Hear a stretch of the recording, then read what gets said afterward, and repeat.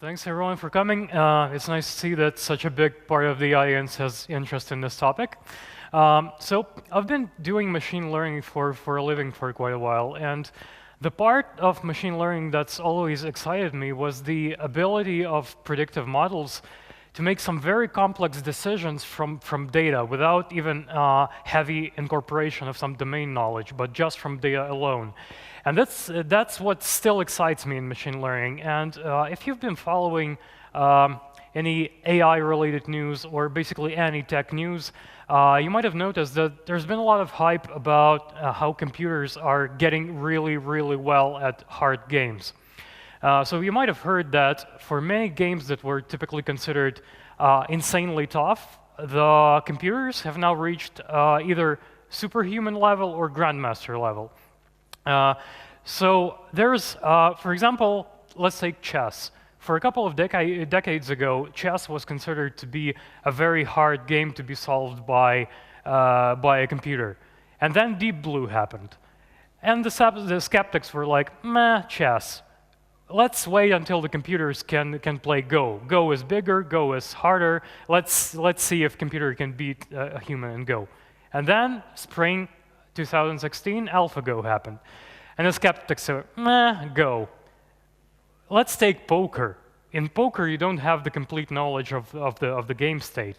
You can have hidden information, you can have players scheming against each other, like conspiracy behavior. Let's see if the computer can beat a human in Texas Hold'em poker.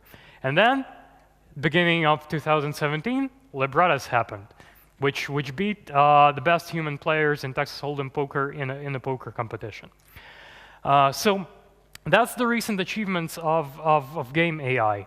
And you probably also heard, especially those of you who are following like deep learning research and AI research, that a couple of years ago, 2014, at that time, a small company from London called DeepMind taught an intelligent agent to play all the ATARI games like Ping Pong, Breakout, Space Invaders, to the level of beating best human players. And no wonder they got acquired by Google and they grown multiple times in their size. So I remember seeing those guys at NIPS this year. So it's one of the biggest machine learning conferences in the world. And DeepMind employees who are now a part of Google, they occupied two entire hotels at this conference. So anyway, this was the recent like big achievements that got a lot of media coverage. And what if I told you that not all, but the majority of those achievements, including the ATARI, including AlphaGo, including librettos, share one core idea in their success. And the idea is the usage of a method called reinforcement learning. So what this method is all about, I'm going to explain to you, and we'll have a live example, a live demo, so hopefully you'll be able to understand how this works and how to apply this to maybe some problem you could devise on your own. So reinforcement learning has been around for quite a while. It's one of the classic books on reinforcement learning has been written a long time ago, so like 20 years ago. And the idea of reinforcement learning is basically inspired by how humans behave, how stress hormones and pleasure hormones work in humans, or how animals try to learn to behave. So just a quick question.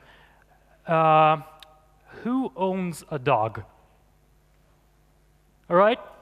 I don't know a dog, but I can assume that the way you teach a dog to perform different tricks, like to pretend they're dead or give you the paw or bark, is that you reward a dog for good behavior. So when a dog does something you expected of it, you give it some treat and say, good dog, pat it on the back.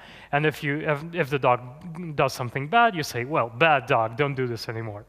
And over the time, the dog it wants to get as much treat from you as possible, and it just learns to tune this behavior in a way that it would receive the most reward, the most total reward from you. And that's pretty much how reinforcement learning works. So in reinforcement learning, we are teaching an agent to perform well in some given environment, to receive the maximum reward it can possibly receive. And what it means to perform, it means that the agent needs to learn how to map the situation that he observes to an action he takes against this environment. And this is pretty different from our typical supervised learning approach, because for reinforcement learning, we don't have a correct answer. We don't have the expert ground truth on what is the best action to take in this situation. So the only thing our agent does is it observes the environment. The environment tells the agent what is his current state, and the agent has to pick an action. And he then, at the next step, he also has to pick one more action, and then one more, and then one more. And over time, he needs to learn to pick the actions in the way that he would maximize his total reward over its lifetime. And no one tells our agent what is the best. So the only signal from the outside world that our agent receives is the reward signal, which is like a numeric value, which can be either 0 or positive or negative, so like a scalar reward. Remember, try to bring up memories when you were a little kid. So you saw a hot stove for the first time. You didn't know at that time that it's quite bad to touch a hot stove because you might get burned. But you went for it anyway, and you touched the stove. You got badly burned, and you received a sort of negative reward from the environment. So the environment told you that in some way it's bad to touch a hot stove, and you learned not to repeat this action anymore. And that's the inspiration of human behavior in reinforcement learning. In reinforcement learning, you can also either know completely how the world works or not know how the world works. So in a chess game, in a Go game, you know how the Go game board works. So if you move pawn from e2 to e4, you know exactly in which state your board will transition to. So you know exactly how your actions will influence the next state of the environment. In this case, the environment is a chessboard. But in some, and I would say even in the majority of interesting problems, you don't know how the world works. So if you want to train, for example, an automatic vacuum cleaner to go through your apartment and clean all the floors, or you want to teach a spaceship to fly on autopilot, you don't know exactly how the space works, how all the laws of physics in the world work. So you can only see the world through your camera or through your accelerometer, but you don't know if you take a right turn now, which exact state, which exact forces are going to influence you at your next step. So that's the essence of reinforcement learning. You try to learn some behavior that allows you to maximize, to get the biggest possible reward over your lifetime. So let's look at at how every reinforcement algorithm setting works. So you have two parts in the setting. Well, one is the agent, and the other is the environment. So the agent is the intellectual part that we're trying to teach. So this would be your game AI or your robot or whatever. And the environment is the world your agent is interacting with. So what happens is this process is split into time steps, into discrete steps. At each step, the environment tells the agent what state he's currently in and what is the reward for his previous action. So the environment says, okay, you're now lying on the floor, good dog. And you have to learn what action to take next. Like, should you remain lying on the floor, or should you get back to a standing position or whatever? So you receive an observation and a reward signal, which can be 0, positive, or negative, and you then have to decide as an agent which action you're going to execute against this environment on your next step. So you pick this action, the environment transitions you to a new state, tells you your new state, tells you whether your previous action was any good by the reward signal, and that's pretty much all you get. So this is all the information flow that happens in the reinforcement learning. So no one tells you, you don't have any Chuck Norris telling you what's the best move in this game. You only have to explore the world through trial and error by experiencing different states and experiencing different reward signals. So let's see how it looks how it can look in games. So in our case, the agent is the game AI we're trying to teach, and the environment is the game console.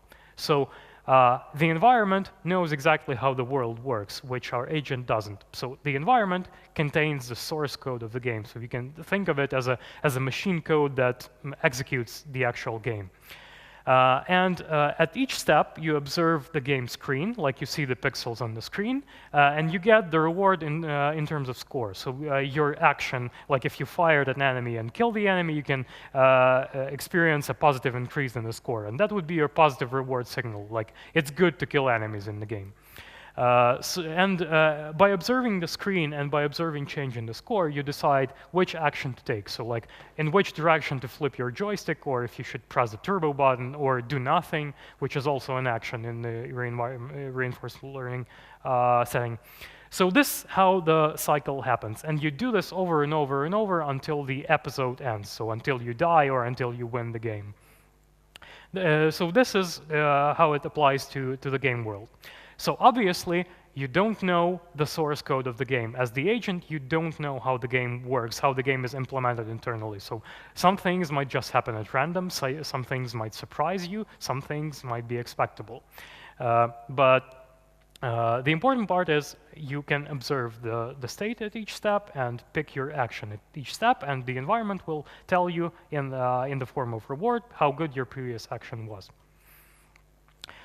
So let's to solve this problem of reinforcement learning, to train our agent to perform well in an environment, we have to put this into the form of some mathematical framework and state the problem in terms of math and solve it in terms of math. And the way it's typically done in reinforcement learning is by modeling the game process as a thing called Markov decision process, or MDP. In Markov decision process, so it contains all the previous terms that I've mentioned. So you have a series of states in the game, like all the possible states you can experience in your environment, all the possible actions you can take at each step. And Markov decision process is, by its nature, probabilistic, so it's stochastic. It allows us to model stuff that can happen at random. So what Markov decision process says that, okay, if you're in the state sleepy and you take the action wake up, you're going to transition to this state, which does not really have a label here, but you will, if you take an action wake up from the state sleepy, you will receive a reward of -1, because you won't be happy to be waken up by the alarm clock, so you'll feel a little like drowsy. This, in terms of your brain, this would be a negative reward signal. But you can like call in sick, not go to work, read Twitter, read Facebook, watch TV shows, get some instant gratification. But if you keep doing this, you will never receive a promotion at work. You will just receive some instant gratification, but you might get fired, in which case you will receive a major negative reward signal. But instead, if you pick the right action, so you wake up, you go to work, you work real hard, you ask for promotion, you might get that promotion. And in that case, you will get a huge positive reward signal. So you might need to suffer a little at the beginning, like to experience -1, -2, -4, -5. But in the end, you will get such a big reward that it will pay all your suffering at the previous steps. And this is like a very fundamental problem in reinforcement learning. It's called credit assignment problem. In simple words, it means if I asked for promotion, if I got to this state of being promoted at work, was it because some previous action I took, or was it because of the action I took 2 steps ago, or 3 steps ago, or 20 steps ago? If I lost it in the game, was it because I didn't kill an enemy at some time step 50 steps ago, or it's because I killed him, and I should have run away from it instead? So this is credit assignment problem. And remember, in Markov decision process, since it's a probabilistic process, everything in this graph can happen with some probability. So you can take this action wake up with some probability. You can hit snooze button on your alarm clock with some probability. You can work hard on your project with some probability. So every arc in this graph has some probability associated with it. So that's the mathematical model of reinforcement learning. So this is called MDP. And if you're feeling particularly sharp in math today, you might remember that Markov processes have one very interesting and one mathematically convenient property, which is called, surprisingly, the Markov property.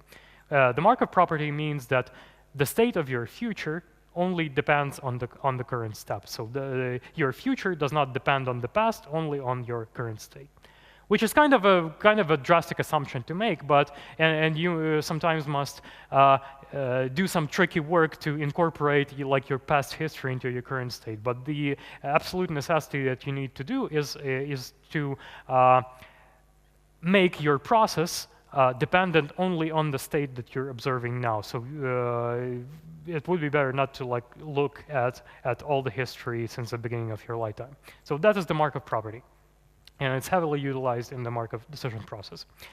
So let's see at some Mario gameplay screen. So by the way, I always thought as a kid that this was a dragon because, you know, the castles, the princesses, the fire and all. But actually, I Googled this a couple of days ago, and this guy is called Bowser, and he's a turtle. He's a fire-breathing, hammer-throwing turtle, whatever that means. I don't know how to live with it anymore, like childhood image shattered. And as an example of MDP, you can have fireballs like spawning with some probability. You can have Bowser, like the boss, spitting fire at you with some probability or throwing hammers at you with some probability. It's all a probabilistic process as far as you're concerned. And Markov decision process allows us to model exactly that. So some state transitions that can happen with only some probabilities, but not deterministically happening. So the goal of our agent is to learn a policy. So a policy defines the behavior of our environment. So since our mathematical process is probabilistic, this policy is also probabilistic. So in simple terms, what policy says, if you are in the state, what is the probability of you taking this action? So if you have like a complete set of rules that in this state you are going to take this action with certain probability, so if you learn some table of these values, this means that you can use this table to drive the behavior of your agent. So if you have for each state the probability of taking each action, that means that you can govern your decision by this table. So and let's see what additional tools are helpful for teaching a good reinforcement learning agent. One of the fundamental concepts in reinforcement learning is measuring how good it is to be in this state, or how good it is to take this particular action. And the goodness of entering the state is captured by a thing called value function. So you see that the only parameter is s. So a value function is a function that can tell you, like numerically, how good it is to enter this state in your game. So how good it is to be in the state and act onwards until the end of your lifetime. And how it is computed, so it's computed like as a series. It's computed as the immediate reward you have at the current time step, plus some reward you will get at your next time step, plus some reward you get two time steps ahead, and so on and so on and so on until the end of your life, until you win or until you die. So you sum up all the rewards from this point onwards, and this is your value function. So the value function, it's very important to remember that the value function does not consider only instant gratification, but value function ideally should tell you how good it is to be in the state, like in considering the future. So it does not consider only like the current state, but all the future until the end of your life. So if you have a good value function for the state, it means you will perform, you will have a good chance of performing well until the end of your life if you pick the state with a good value function. You might have noticed this parameter gamma, and this is the parameter commonly used in reinforcement learning problems. It's called the discount factor. So it's a number from 0 to 1, floating point number, and it actually allows you to balance like how interested you are in instant reward versus how interested you are in the future. So the smaller this value is, the more your agent will be interested in instant gratification. The larger this value is, the closer it is to 1, the less myopic your agent will be, and the more interested it will be for its future well-being. And this is the parameter you pick manually, like for the different problem, depending on the problem. So to teach an agent to have an agent act properly, it's not enough to have just a value function, especially if we don't know how the world works. And a more helpful concept is the action value function. So it's the same as value function, but it tells you how good it is to pick this action in this state. So if you have a state and you have an action, this Q function tells you how good it is to pick this action in this state. And it's calculated in a very similar fashion. So the only difference is now this. So it's the sum of infinite series if you have this particular state and if you pick this action in this state. So Q of S and A is how good it is to pick this action being in this state. All right. And what it means to solve an MDP. So now we're bringing this to the final mathematical definition of solving a reinforcement learning problem. So solving an MDP means that you find an optimal policy. So the policy that whichever state you are dropped in by the world, it will maximize all your future return. So you will act, it is a policy that starting from every state allows you to pick the optimal amount of rewards.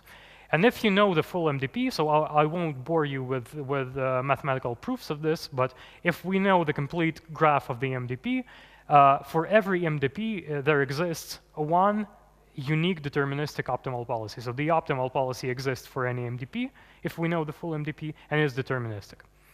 And it means it can be found. So we can actually solve this problem.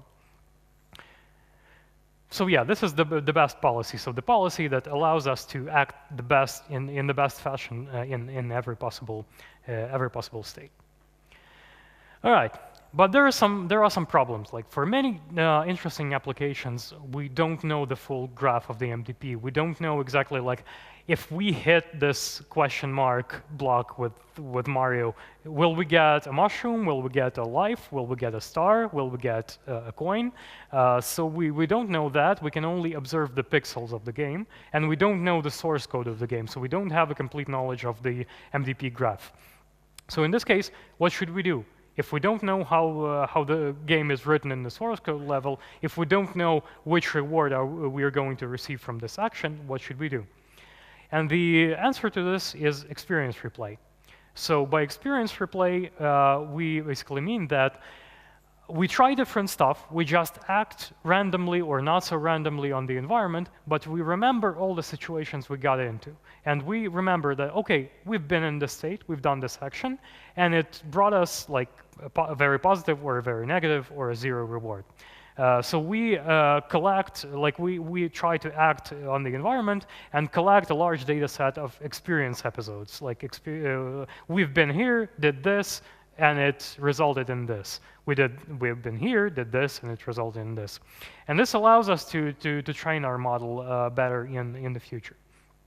So one of the most widely used in practice and very easy, and the model that's very easy to implement is called Q-learning. So Q-learning allows us to learn the Q function. So remember, this is the function that tells us how good it is to perform this action in this state.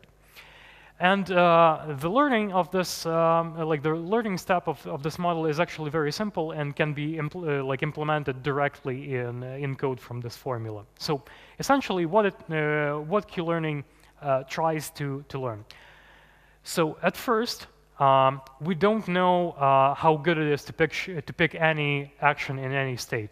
So we try to imagine stuff. We fill this table with random values or with zero values. So we consider that it's equally valuable to take any action in any state. Or we can fill this table with random values, like sampled from some probability distribution. But then we act on the environment and iterate this formula. And what this formula tells us is that, OK, we had some previous estimate of how good it was to pick this action in this state.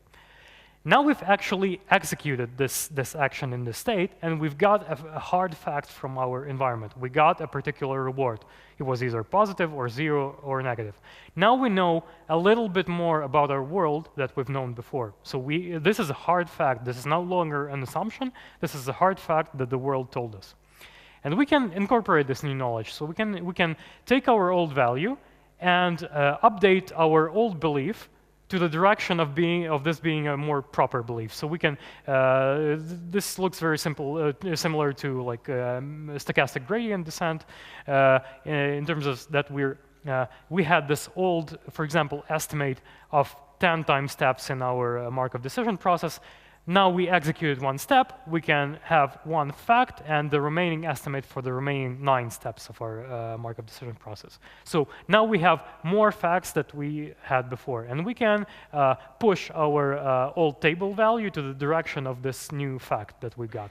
And we repeat this process over and over and over, and at the result, in the end, we will have our Q table nicely filled. So for every state and every action, we will have a numeric value that tells us how good it is to pick this action in this state. And after that, it's pretty simple. So imagine this column gets filled with values, and if our agent ever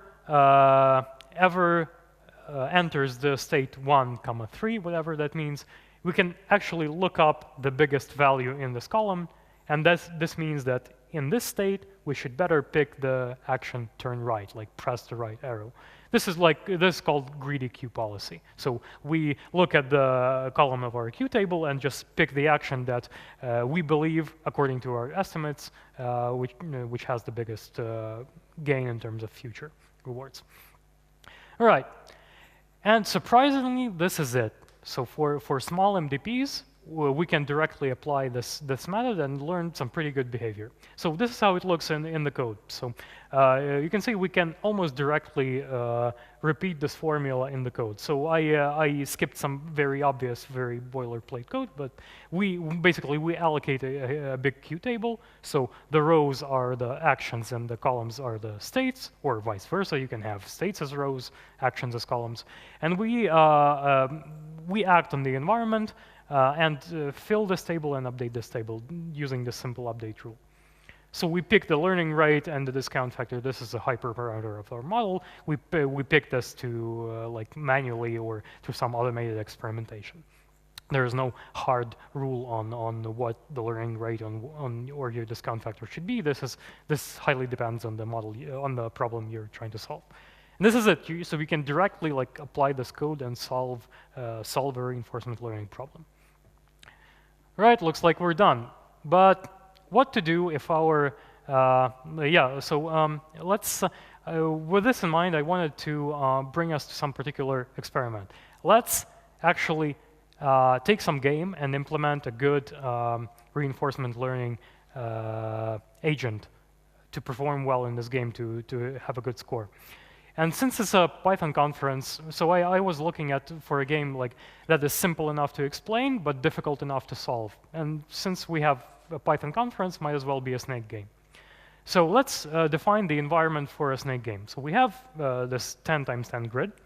There's the snake moving around, and the goal is to pick fruits, to grow, and obviously everyone knows the rules of the snake game. So if you hit a wall, you die. If you hit your own body, you bite your own tail, you die. If you eat a fruit, you grow by 1 pixel. And the optimal behavior would be to have our snake pick as much fruits as possible. So if you're thinking, nah, this problem doesn't look so difficult, so why is this guy showing us some toy problem? But actually, from the algorithmic point of view, optimal planning of snake is an NP-hard problem. So who knows what NP-hard is? All right, it's pretty satisfying that many people still learn algorithms. All right, so planning the snake when we don't know the exact next appearance of a fruit is an NP-hard problem, which means that the best we can hope for is a very good heuristic, but it would be probably infeasible computationally to try to solve it, like to find the perfect strategy for the snake game. Second of all, what is difficult about the snake game for reinforcement learning is that I don't want to incorporate any domain knowledge into the agent. So I've seen some scientific papers that tried to build a game AI for the snake game, and many of them were like, well, we used the distance to the fruit as the feature, or we used like the configuration of the walls as a feature. No, this is too easy. I want to, let's be like Google DeepMind and train our agent to behave properly from pixels. without knowing that the agent actually plays Snake. So our goal is rather ambitious. We want to teach our agent just from the pixels of the game without our agent ever knowing if he's playing Tetris or Snake or Mario or whatever. So he will just observe pixels and take one of the three actions. So, and in this setting, the problem becomes quite difficult. If we consider the state space for our game, we have 100 pixels, each taking one of the 5 values. So we can either be blank, or a wall, or a snake head, or a snake body, or a fruit. So 5 different values for each pixels in the game. And we have 100 of such pixels. So the total size of the state space is approximately like 10 to the power of 70. And scientists usually like to talk about the number of atoms in the visible universe. Well, this number is pretty close to the number of atoms in the visible universe. So there's no way in hell we can store all these states in the Q table and visit them in our entire lifetime, in million lifetimes. So there must be some simpler approach. So let's see. In this setting, in the Snake game, our observation, so what environments tells our agent, is the matrix of pixels. So it gives us 100 numbers, which correspond to the colors of pixels in the game. And the agent does not know what these numbers actually mean. It has no domain knowledge of Snake whatsoever. We have 3 actions that we can pick at each state. So we can keep the snake moving at its current direction, we can take a left turn, or we can take a right turn. This is the 3 actions we can take at each step. And the rewards, so if we haven't gained any new score, then the reward will be 0. If we hit a wall or hit our own body, it will be -1. If we eat a fruit, then we'll experience a positive reward. So I picked the reward to be the new current snake length. So if our snake has the length 11 and it picks a fruit, then the environment will give us the reward +12. And that's it. No more rewards, no more state. So we have this particular problem. So we cannot directly construct this Q table and solve it nicely with 5 lines of Python code because our state space is too large. So what should we do in this case? And this problem is solved by value function approximation. So instead of visiting every single state and picking every single action in this state, we will try to build just a function approximator. The idea is if the state looks similar to the one we've been at before, then the value function must be pretty similar to the one we've had before. And this is the essence of the value function approximation function. We can build some supervised learning algorithm, like a neural network or a decision tree or gradient boosted machines or a linear model that, given the state, like given the pixels of the game, will predict us simultaneously what is the value of turning left, what is the value of maintaining direction, and what is the value of turning right. So we turn this into a supervised learning problem. And we can easily turn this into a supervised learning problem because we have experience replay. We gathered memories, remember? We collected all those memories. We know exactly how good it was to pick these actions in the states. So we can turn this into a supervised learning problem and basically train a neural network to predict the Q values for our actions. So we feed the pixels to the input of this neural network and have the neural network predict the values of taking each of the 3 actions. And this is how it looks in the code. So one important part of reinforcement learning, or any AI in general, is it's called exploration-exploitation trade-off. So in a real-life example, let's see that it's the first time you visit Lviv.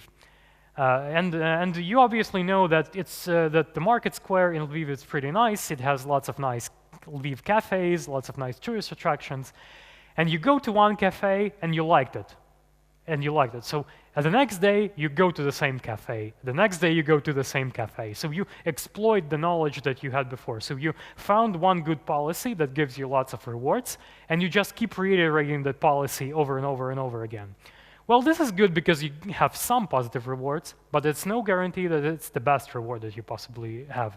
So the important point is to explore. Maybe there are better places in Lviv than the ones you've visited. So it looks like that you need to sometimes take random actions. You might risk getting into a very bad place, having bad food, bad experience, bad service. But the reward is that you can possibly discover some even better place that the ones you've known before. So this is the exploration-exploitation trade-off. And how it's typically done in many reinforcement learning algorithms is that we, at the beginning of the training, we just make our agent take all the actions at random. And over time, we decay this rate of exploration. So at first, we allow it to take 100% of actions at random, but closer to it, towards the end of the training, we limit its freedom in taking random actions. This is called epsilon decreasing exploration. Epsilon is the coefficient of exploration. And this is what's captured by these lines in the code. So we have some exploration rate at this current episode, so it can be like 67% or 25%. We flip a coin at every step. And if the coin allowed our agent to explore the environment, then we take the action completely at random. So we choose any random among the 3 actions available to us. If the coin says that we should exploit the best known behavior, then we make our model predict the Q values for our state and pick the action that gives us the best Q value. So at this first branch, we doing a completely random action. At this second branch, we are doing what our Q model thinks it's best for us to do. So we choose this action in the environment, let the environment run for one more time step, and as a result of running this additional time step, the environment will tell us our new state and our new reward, and whether we've died this time or not. So this is the result that our environment tells us. So new observation, new reward, and if the episode has ended, if the game is over. And what we do after we executed this time step. So we sample some of our memories, and we train our model. So we run like a mini batch gradient descent step based on these memories.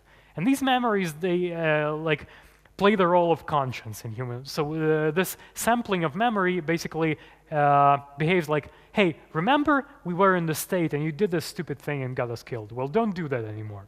And this is what this experience sampling gives us. So we sample some random experience from our previous memories, and we push our neural network to pay attention to these previous experiences. So we keep retraining, we keep pushing our model on these mini batches to some optimal policy function. And we do this over and over and over again. So this is how the loop looks for a single episode. So episode is a single play of the snake game. So the time since you started towards the end of the game. So you either killed yourself or you won. And this is called the episode in the reinforcement learning setting. And this is the code for playing a single episode. How the entire algorithm, the entire training process works is that we let our agent play for lots and lots of episodes. So we give our agent 10,000 games or 100,000 games, and over the time of playing these 100,000 games, hopefully our neural network will learn to predict proper state action values. And this is how the guys from Google DeepMind also did it. So what I'm explaining right now, the approaches I'm telling you right now, these are the actual approaches that have been employed in AlphaGo and in DeepMind's experiments of learning to play ATARI games. So the same approach, Q learning with value function approximation. This was used in AlphaGo, this was used in ATARI. This is the particular architecture that ATARI guys used. So they had 4 game frames as the input of the model. Then they had 2 convolutional layers. So remember Joshua and Dmitro and Tanya, they explained a bit about convolutional layers. So this is what we have in the first 2 layers of a neural network. Then it's some fully connected layers, and the final layer of our model predicts the Q values for each action. So in ATARI console, there are 18 different actions you can take, and what this model did is took the four last game screens as an input and predicted the value of taking of each of the 18 actions. So I used a pretty similar architecture. So I took the last 4 frames of the snake game as an input. So basically, our model receives 400 numbers as an input, because we have 100 numbers for one screen, but there are 4 screens, 4 last frames of the game, so there's 400 features. And for feature extraction, I used convolutional layers, like two consecutive convolutional layers with rectified linear unit activation. Then it's one fully connected layer, and the final layer looks pretty obvious. So if we have 3 actions in the game, then we should have 3 predictions as the output of the model. So this is the architecture I've used for training the snake agent. I let it run for 60,000 episodes. And it ran for 6 hours on the GPU, on a modern GPU. For CPU, you can expect like 2 to 3 to 4 times slow down. So you could have, if you don't have a GPU and you would try to repeat this experiment, you would have to wait for about a day for the model to finish training. And what's particularly exciting about this is that this model had more than 300,000 parameters to tune. And over the course of the training, the model was able to infer this insane amount of parameters that directly influence how good our computer will be at playing this game. So this is how the training process looked like. So I used the epsilon decreasing exploration approach. So at first, I allowed my model to completely explore the environment, to completely do crazy stuff at random. In the middle of the training process, I cap it at 10%, and this 10% is what's remaining for the entire of the training process. And this was the process. So at the end of the training, my agent was able to almost never lose at the very beginning, but have at least like 10 fruits picked. But it never did any stupid things at the beginning of the game and die quickly. Interestingly enough, I tried to fiddle with the reward function a bit, and I tried to make my agent pick fruits faster. And I introduced a negative reward for every time step. So at every time step, I punished my agent by a negative value. So you shouldn't move around too much because I will punish you for every move that you take. And this led to an extreme situation. When I exaggerated this negative reward for each time step, my agent discovered that maybe it's not the best to chase some imaginary fruits, but the best strategy is to find the nearest wall and kill yourself immediately. So this is the actual policy that it found out the best. So you can think of it as some sort of depression in the world of agents. So it thought, well, it's not worth it chasing these fruits because I'm getting so whipped at every step. So I might just find the nearest wall and hit my head against it. And let's see what this agent actually learned. So this is the agent after being trained on 60,000 episodes. So remember, we learned entirely from pixels and pixels alone. The agent had no knowledge of the snake game whatsoever. He only observed pixels and took some actions. And it was able to arrive to a state where on average, if I run it on many episodes, it would pick 19 fruits on average before dying, and the standard deviation is 4.6. So I tried to make its life a little bit harder. Introduce some obstacles.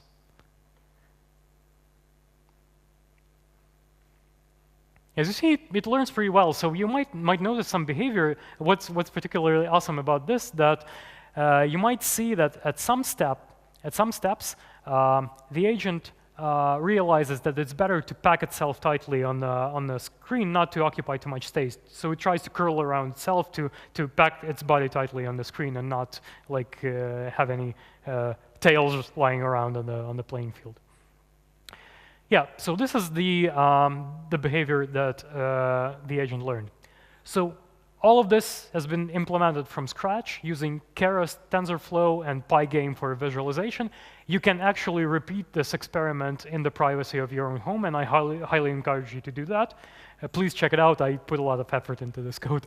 You can also check out, so one particularly exciting thing is that OpenAI, about half a year ago, they released this awesome system called OpenAI Universe. So the plan is to implement lots of games and lots of like website or computer interactions as reinforcement learning environments.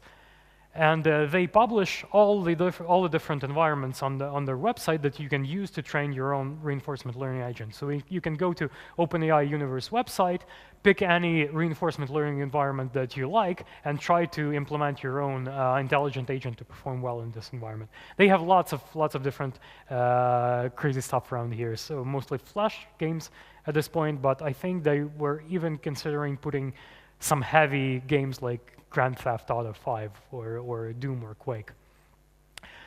All right, so if you want to learn more about this, so there are 3 resources I can highly recommend. So the first one is the Holy Bible of general like artificial intelligence approaches. The second one is the Holy Bible in reinforcement learning. So the first version of the book was written like 20 years ago, but the authors of this book are currently working on a new edition of the book, and it's being currently written. So it's freely available on the web. You can find it.